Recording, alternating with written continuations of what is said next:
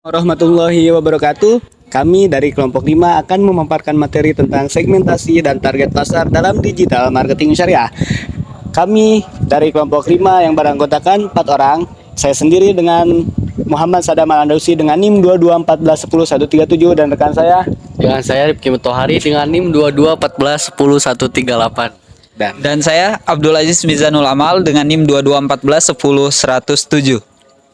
Dan saya sebagai editor dengan nama Firman Hidayatullah dengan NIM 2214101139. Baik, tanpa berbasa-basi, mari saja kita lanjut kepada materi pertama. Ceki cerot.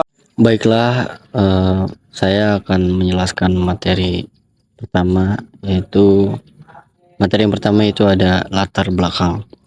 Perkembangan teknologi informasi dan komunikasi yang pesat di era digital telah membawa perubahan signifikan dalam dunia pemasaran.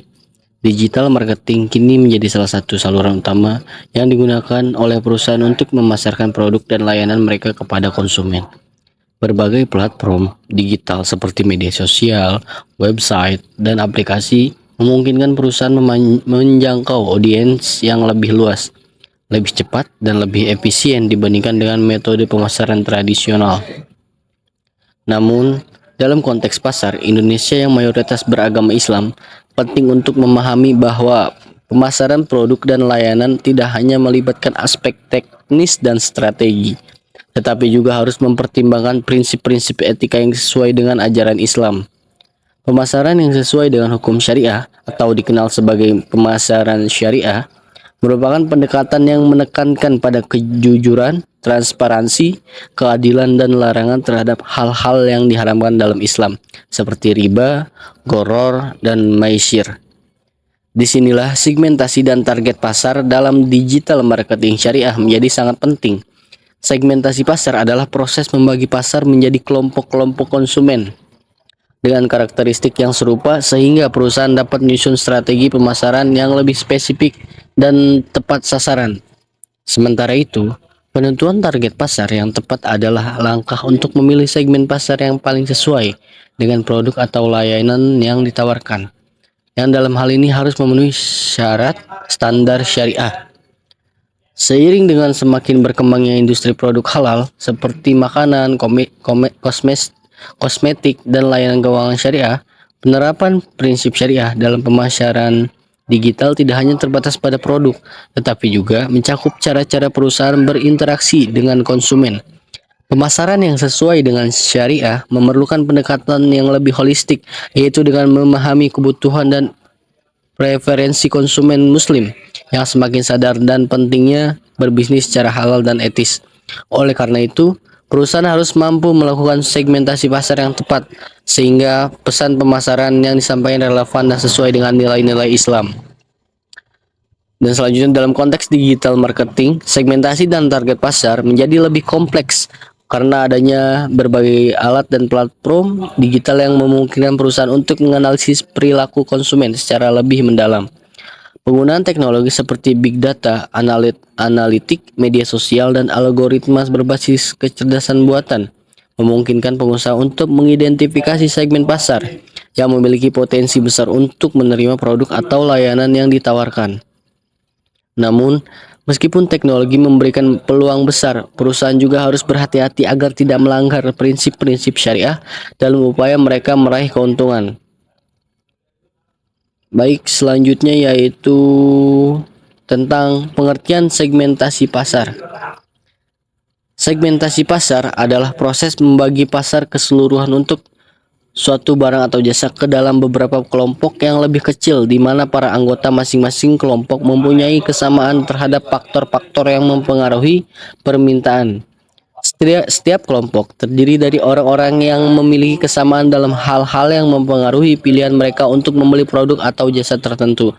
Misalnya, perusahaan mungkin membagi pasar berdasarkan usia, minat, atau lokal geografis. Dengan cara ini, perusahaan dapat lebih fokus untuk menawarkan produk yang sesuai dengan kebutuhan dan keinginan setiap kelompok, sehingga membuat strategi pemasaran lebih efektif dan menarik bagi setiap segmen. Menurut Kotler dan Armstrong 2008, segmentasi adalah membagi sebuah pasar menjadi kelompok-kelompok pembeli dengan keinginan, karakteristik atau perilaku yang berbeda-beda. Jadi segmentasi bisa dikatakan dengan pasar yang terlalu banyak dan luas dibagi menjadi beberapa kelompok pembeli berdasarkan keinginan, karakteristik pembeli dan juga perilaku pembeli itu sendiri. Kemudian dari beberapa kelompok tersebut, perusahaan mendapatkan target pasar atau pembeli yang dituju dari pembagian dan target pasar yang diinginkan perusahaan tersebut. Perusahaan bisa fokus melayani kebutuhan konsumen atau pembeli yang menjadi targetnya, sehingga perusahaan bisa mencapai posisi yang diinginkan.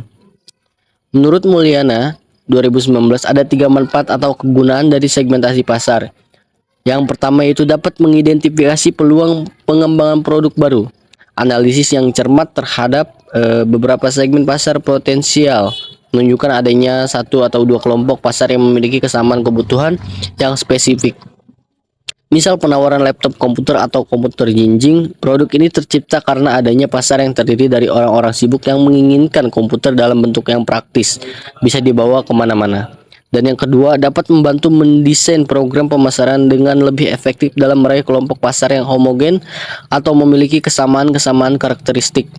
Dan yang ketiga, dapat mengembangkan strategi pengalokasian sumber-sumber pemasaran dengan lebih baik dengan melakukan segmentasi pasar. Segmentasi pasar yang memfokuskan investasi pada segmen pasar yang spesifik, maka akan didapat keuntungan jangka panjang dalam memenangkan persaingan yang kompetitif. Segmentasi pasar memiliki manfaat penting dalam strategi pemasaran yang efektif dan efisien. Dengan mengidentifikasi segmen pasar yang memiliki kebutuhan khusus, perusahaan dapat menemukan peluang untuk mengembangkan produk baru yang lebih sesuai dengan preferensi konsumen.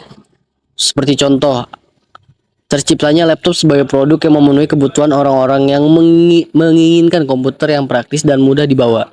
Segmentasi ini memungkinkan perusahaan untuk memahami dan memenuhi kebutuhan segmen tertentu dengan lebih baik sehingga menciptakan produk yang relevan dan menarik bagi konsumen.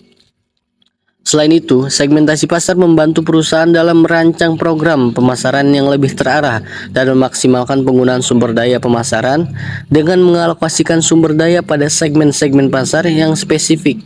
Perusahaan dapat meningkatkan efektivitas pemasaran mereka yang memperoleh keuntungan jangka panjang dalam menghadapi persaingan. Dengan kata lain, segmentasi pasar memungkinkan perusahaan untuk memusatkan usaha dan sumber daya pada segmen yang paling potensial, yang pada akhirnya dapat meningkatkan daya saing dan berkelanjutan perusahaan di pasar yang kompetitif. Menurut Mulyana 2019, untuk mengidentifikasi segmen pasar yang homogen, diperlukan upaya untuk membagi-bagi pasar yang mempunyai kesamaan karakteristik dengan menggunakan faktor-faktor atau dasar-dasar segmentasi. Yang pertama, ada faktor demografis geografis. Ini mencakup wilayah atau lokasi di mana konsumen berada, seperti negara, kota, atau lingkungan. Faktor geografis dapat membantu perusahaan memahami kebutuhan yang spesifik pada wilayah tertentu. Misalnya, produk pakaian muslim produk pakaian muslim dingin lebih relevan bagi konsumen di daerah yang memiliki musim dingin. Sementara produk dengan desain khas lokal dapat lebih disukai di daerah tertentu. Mengidentifikasi karakteristik ini membantu perusahaan menentukan strategi produk yang sesuai dengan lokasi konsumen. Dan yang faktor kedua, yaitu ada faktor demografis pribadi. Faktor ini melihat karakteristik pribadi seperti usia, jenis kelamin, pekerjaan, pendidikan, dan pendapatan. Seperti setiap kelompok demografis ini memiliki kebutuhan yang berbeda. Contohnya, produk kosmetik tertentu mungkin lebih banyak ditargetkan untuk wanita dewasa, sementara mainan lebih disesuaikan untuk anak-anak.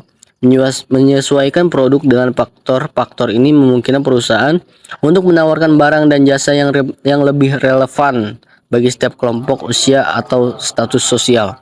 Dan yang faktor ketiga, yaitu ada faktor psikografis dan keperilakuan. Faktor ini mengidentifikasi konsumen berdasarkan gaya hidup, minat, kepribadian, atau perilaku dalam menggunakan produk. Misalnya, konsumen yang peduli dengan lingkungan mungkin lebih suka produk ramah lingkungan, sedangkan mereka yang aktif berolahraga akan lebih menyukai produk-produk kebugaran. Dengan memahami perilaku dan gaya hidup konsumen, perusahaan dapat menyampaikan nilai produk yang sesuai dengan preferensi atau gaya hidup mereka sehingga membuat strategi pemasaran yang lebih efektif. Dan yang selanjutnya yaitu pengertian target pasar. Menurut Chandra 2012, pengertian target pasar adalah proses mengevaluasi dan memiliki satu atau beberapa segmen pasar yang dinilai paling menarik untuk dilayani dengan program pemasaran spesifik perusahaan. Sedangkan menurut Craven 1994, target pasar adalah proses pengevaluasian dan pemilihan setiap segmen yang akan dilayani oleh perusahaan atau tindakan. Mengevaluasi dan membandingkan kelompok yang diidentifikasi dan kemudian memilih satu atau beberapa di antaranya sebagai calon dengan potensi yang paling besar. Dalam memenuhi target pasar, perusahaan juga perlu menentukan posisi produk di pasar global, yaitu tindakan merancang penawaran dan citra perusahaan sehingga menempati suatu posisi kompetitif yang berarti dan berbeda dalam benak pelanggan sasarannya. Dari kedua pengertian tersebut dapat disimpulkan bahwa target pasar adalah proses selektif yang dilakukan oleh perusahaan untuk mengevaluasi dan memilih segmen-segmen pasar yang paling menjanjikan untuk dilayani. Proses ini melibatkan analisis mendalam terhadap berbagai kelompok konsumen yang telah diidentifikasi dengan tujuan untuk menemukan segmen yang memiliki potensi terbaik. Selain itu, untuk memenuhi target pasar yang telah ditentukan, perusahaan juga harus menetapkan posisi produk secara strategis di pasar global. Ini mencakup perancangan, penawaran, dan citra perusahaan agar dapat bersaing secara efektif dan menciptakan kesan yang unik di benak konsumen yang menjadi target, sehingga dapat meningkatkan daya tarik produk di pasar yang kompetitif. Baik, terima kasih. Cukup sekian pemaparan materi saya. Saya kembalikan kepada pemateri selanjutnya. Baik, selanjutnya adalah digital marketing. Digital marketing telah menjadi salah satu aspek terpenting dalam dunia bisnis modern. Di era di mana internet mendominasi kehidupan sehari-hari, strategi pemasaran tradisional tidak lagi cukup untuk menjangkau audiens yang lebih luas. Digital marketing menawarkan cara baru dan inovatif untuk terhubung dengan konsumen, memanfaatkan platform online untuk mempromosikan produk-produk dan layanan dengan lebih efektif melalui berbagai saluran digital seperti media sosial, email, dan mesin pencari bisnis dapat menjangkau audiens atau target mereka dengan pesan yang lebih terarah dan relevan. Salah satu keunggulan utama dari digital marketing adalah kemampuannya untuk memberikan data dan analitik secara real time. Dengan memanfaatkan data analitik, pemasar dapat melacak kinerja kampanye mereka, memahami perilaku konsumen, dan mengukur hasil dari setiap upaya pemasarannya. Ini memungkinkan bisnis untuk membuat keputusan yang lebih terinformasi dan menyesuaikan strategi mereka dengan kebutuhan dan preferensi pelanggan. Dengan demikian, digital marketing bukan hanya tentang promosi, tetapi juga tentang membangun hubungan yang lebih kuat dengan konsumen. Selain itu, digital marketing juga membuka peluang untuk berinovasi dalam cara bisnis berinteraksi dengan pelanggan. Dari konten interaktif hingga kampanye pemasaran berbasis influencer, pemasaran kini memiliki banyak cara untuk menarik perhatian audiens. Pemanfaatan teknologi yang tepat, digital marketing dapat membantu bisnis tidak hanya untuk bertahan, tetapi juga untuk berkembang dalam kompetisi yang semakin ketat di dunia digital.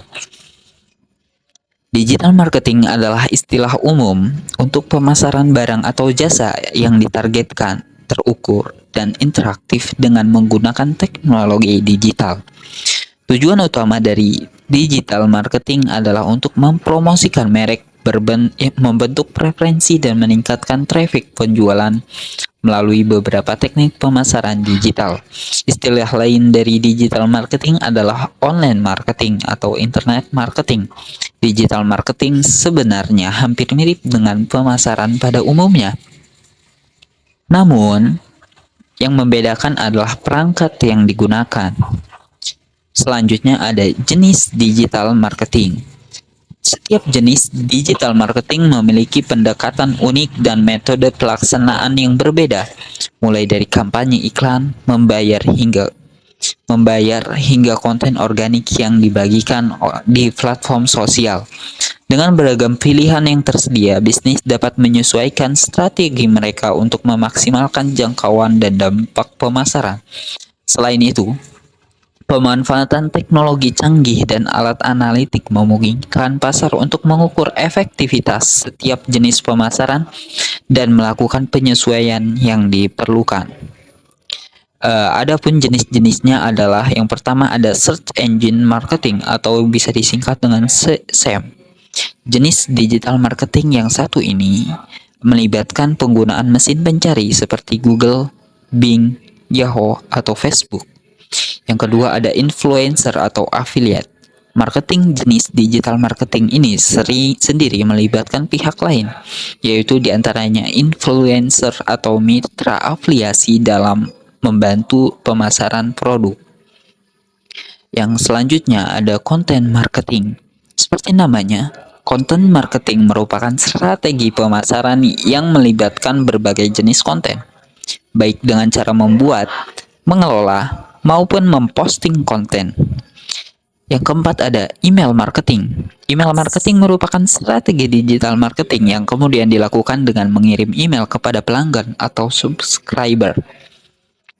Yang selanjutnya ada social media marketing. Social media marketing merupakan suatu strategi pemasaran yang dilakukan melalui media sosial, baik dengan cara mengoptimalisasi konten atau dengan cara menitip iklan di jejaring sosial. Yang selanjutnya ada TV advertising. Selain radio,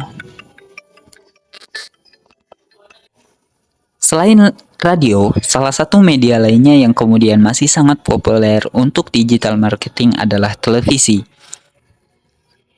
Dengan TV advertising, kamu juga dapat membeli slot untuk beriklan serta mempromosikan produknya.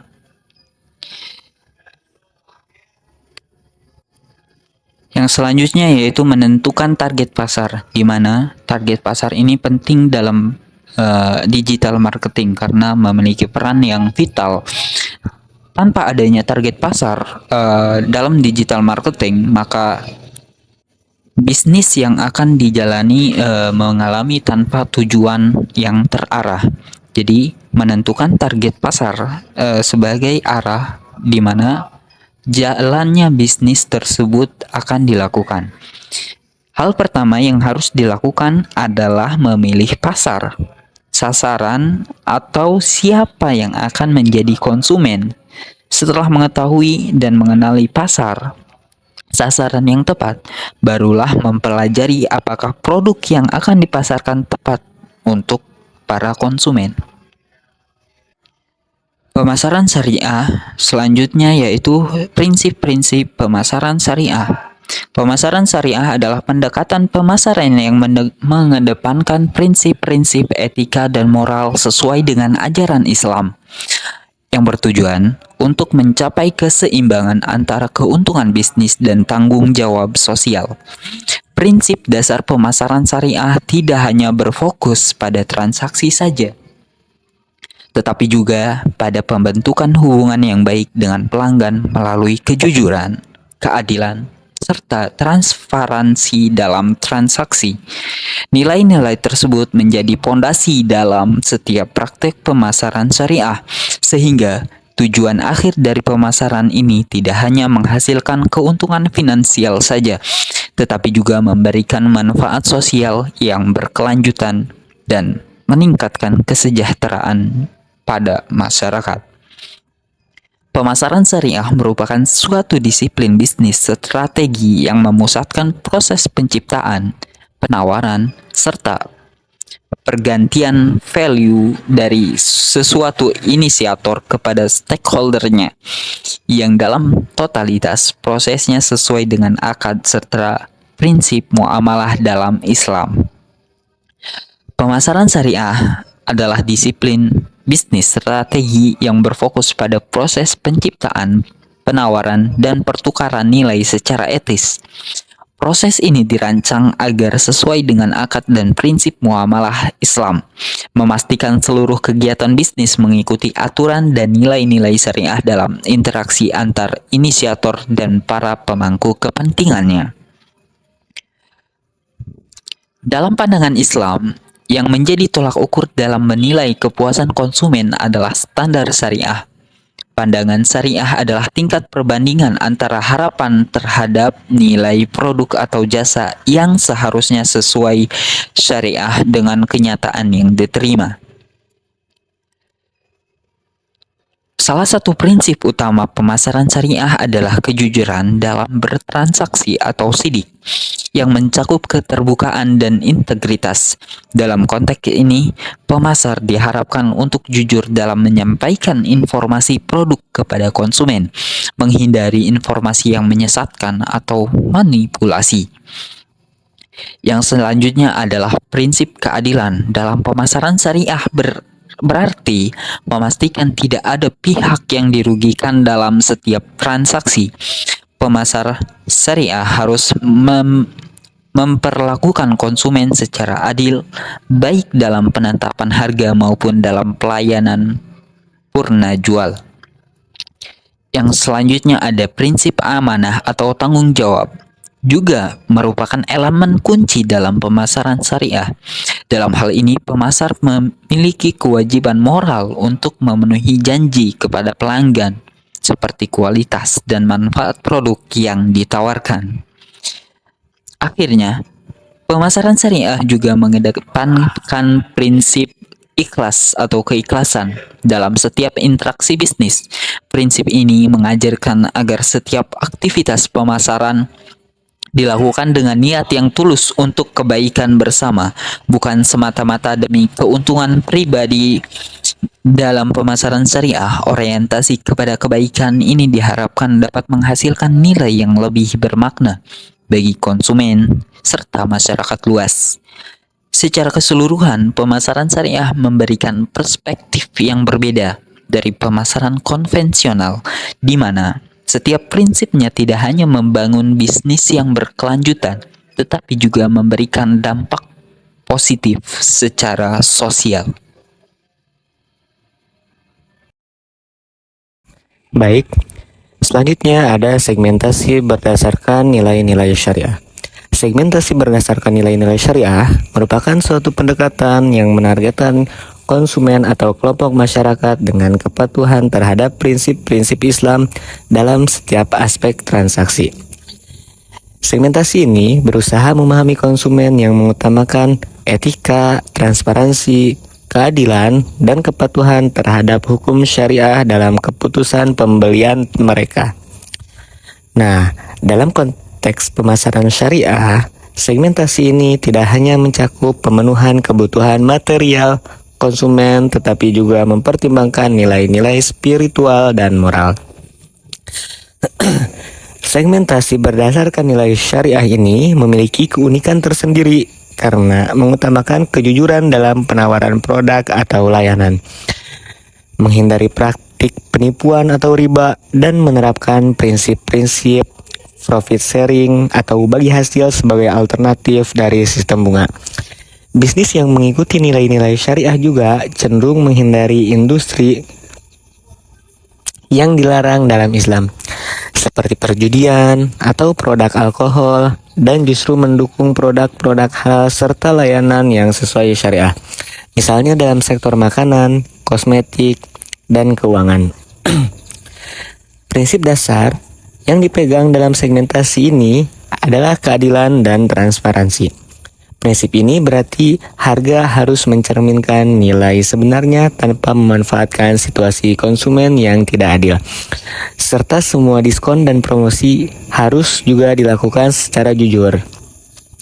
Bank-bank syariah misalnya mengadopsi sistem yang lebih transparan dalam profit sharing sehingga konsumen memahami seluruh keuntungan dan biaya terlibat.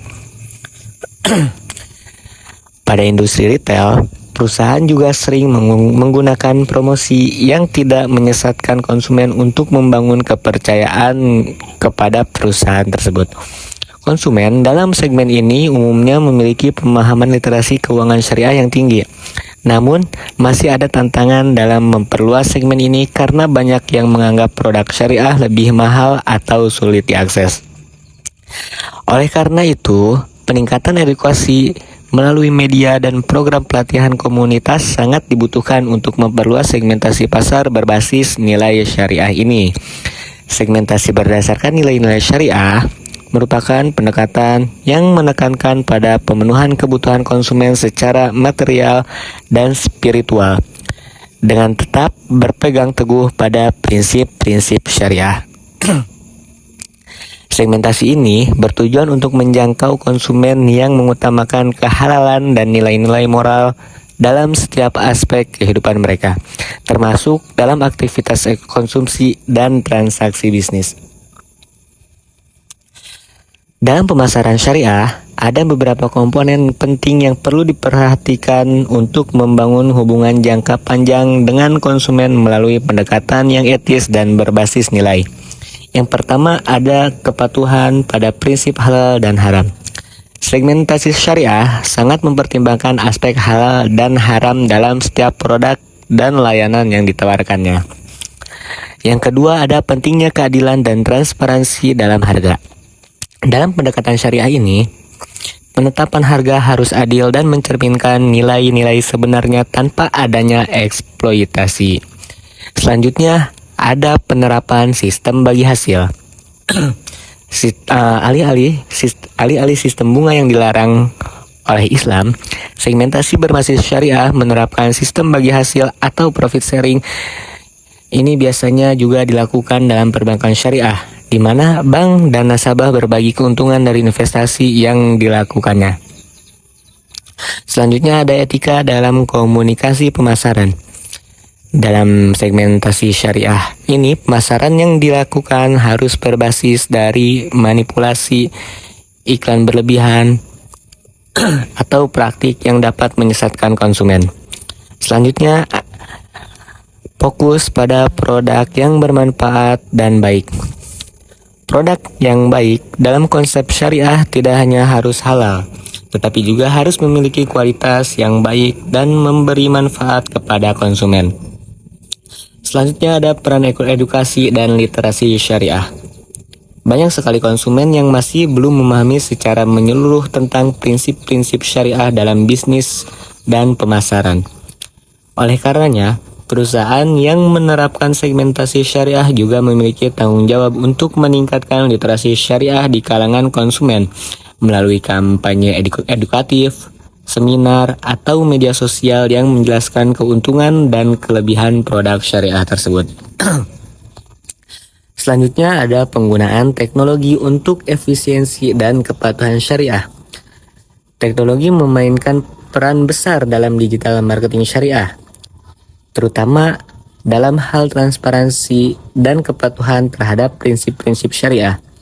Misalnya, seperti aplikasi perbankan syariah menggunakan teknologi blockchain untuk memastikan bahwa setiap transaksi dapat dilacak dan diverifikasi sesuai dengan standar Islam, sehingga meningkatkan kepercayaan konsumen terhadap produk syariah tersebut.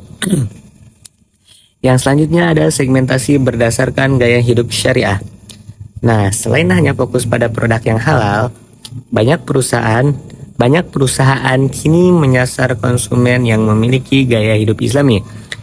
Contohnya, perusahaan pakaian yang menargetkan konsumen yang lebih menyukai pakaian sesuai syariat seperti hijab atau gamis. Nah, ini merupakan pendekatan yang memungkinkan perusahaan untuk menarik konsumen dengan kebutuhan spesifik dan sejalan dengan gaya hidup Islami mereka. Selanjutnya ada penyesuaian dalam promosi produk. Dalam segmentasi berbasis syariah ini, promosi produk harus dilakukan dengan cara yang tidak menipu, tidak melebihkan, dan tidak menggunakan taktik yang dapat memanipulasi emosi konsumen secara tidak etis. Selanjutnya ada menjaga amanah dan tanggung jawab.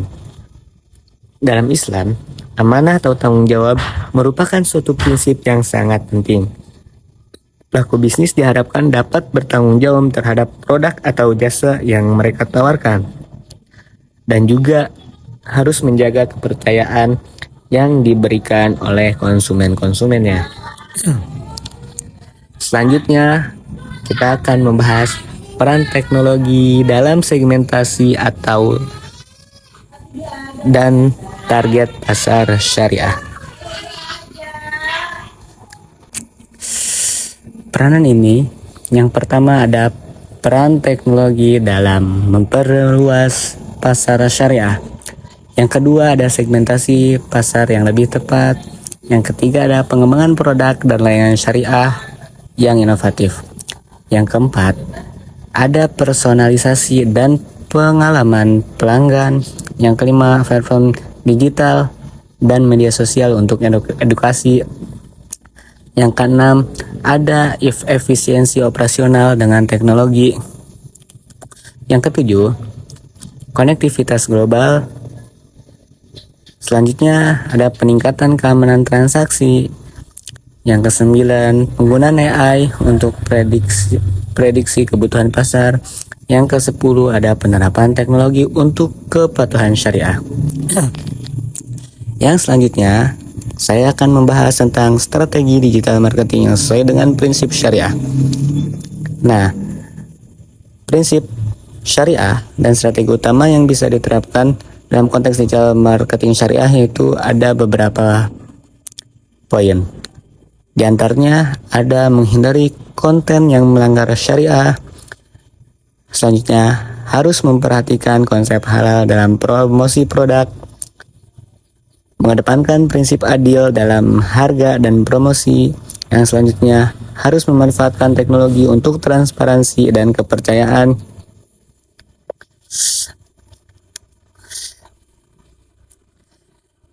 Teknologi digital seperti blockchain dapat digunakan untuk meningkatkan transparansi dalam transaksi berbasis syariah. Nah, untuk informasi yang lebih mendalam, kesimpulan segmentasi pasar dalam digital marketing syariah adalah proses membagi konsumen berdasarkan karakteristik yang relevan dengan prinsip Islam seperti kehalalan dan keadilan. Target pasar dipilih untuk memastikan kepercayaan konsumen terhadap produk syariah. Dengan dukungan teknologi digital, perusahaan lebih mudah mengidentifikasi kebutuhan spesifik konsumen dan menerapkan prinsip kejujuran, transparansi, dan tanggung jawab dalam pemasaran. Strategi ini mendukung perkembangan industri halal dan membuka peluang untuk menjangkau pasar global yang lebih luas. Baik, mungkin hanya itu saja yang dapat kelompok kami sampaikan dalam pembahasan pada kali ini. Kurang dan lebihnya kami berempat mohon maaf. Wabillahi taufiq wal hidayah. Wassalamualaikum warahmatullahi wabarakatuh. Bye bye.